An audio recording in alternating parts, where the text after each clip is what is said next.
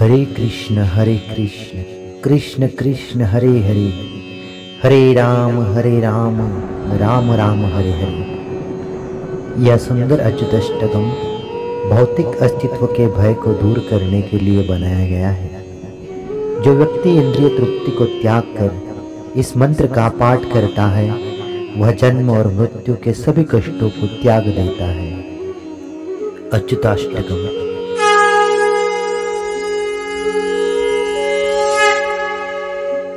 अच्युताच्युत हरे परमात्मन राम कृष्ण पुरुषोत्तम विष्णु वासुदेव भगवन्निरुद्ध श्रीपते शमय दुःखमशेषं विश्वमंगल विभो जगदीश नंदनंदन नृसिंह नरेंद्र मुक्तिदायक मुकुंद मुरारे श्रीपते शमय दुःखमशेषं रामचंद्र रघुनायक देव दीननाथ दुरितक्षय कारिण यादवेन्द्र यदुभूषण यज्ञ श्रीपते शमय दुःखमशेषं देवकीतनय दुःखदवाग्ने राधिकारमन रम्य सुमूर्ते दुःखमोचन दयार्णवनाथ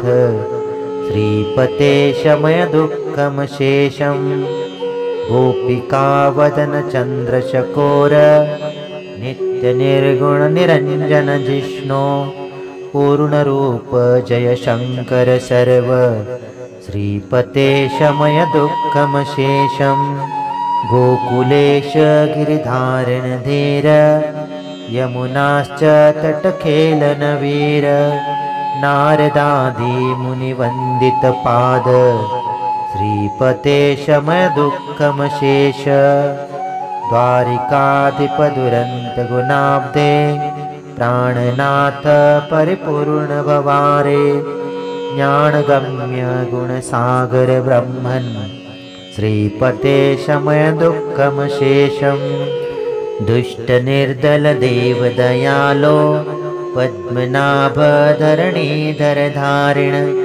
रावणान्तक रमेश मुरारे श्रीपते शमय दुःखमशेषं अच्युताष्टकमिदं रमणीयं निर्मितं भवभयं विनिहन्तुं यः पठेद् विषयवृत्तिनिवृत्तिर् जन्म दुःखमखिलं स जहाति।